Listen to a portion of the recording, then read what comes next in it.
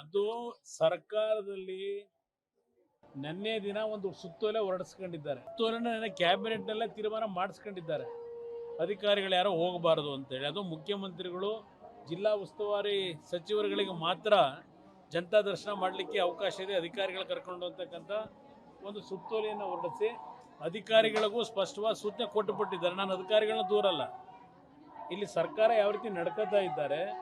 ನಾನು ಒಂದು ಮುಖ್ಯಮಂತ್ರಿಗಳಿಗೆ ಹೇಳ್ತೇನೆ, ಉಪಮುಖ್ಯಮಂತ್ರಿಗೆ ಹೇಳ್ತೇನೆ, ಪಕ್ಕದ ಜಿಲ್ಲೆ ಬೆಂಗಳೂರು ಗ್ರಾಮಾಂತರ ಲೋಕಸಭಾ ಕ್ಷೇತ್ರದಲ್ಲಿ ಚನ್ನಪಟ್ಟಣದಲ್ಲಿ ನಾನೇನು ಶಾಸಕನಿದ್ದೆ, ಅಲ್ಲಿ ಯಾವ ರೀತಿ ನಡ್ಕೊಂಡ್ರೆ ಕಳೆದ 3 ತಿಂಗಳು ಚುನಾವಣೆಗೆ ನೀವು ಹೋಗೋದಕ್ಕಿಂತ 2 ತಿಂಗಳ ಮುಂಚೆ ಅಲ್ಲಿಯ ಲೋಕಸಭಾ ಸದಸ್ಯ ಜನಸ್ಪಂದನ ಕಾರ್ಯಕ್ರಮ ಅಂತೇಳಿ ಎಲ್ಲ ಅಧಿಕಾರಿಗಳನ್ನ ಜೊತೆಯಲ್ಲಿ ಬರಬೇಕು ಅಂತ ಹೇಳಿ ಹಳ್ಳಿ ಸುತ್ತಿಸ್ತಕ್ಕಂಥ ಕೆಲಸ ಏನು ಮಾಡಿದ್ರು ಚುನಾವಣೆಗಿಂತ ಮುಂಚೆ.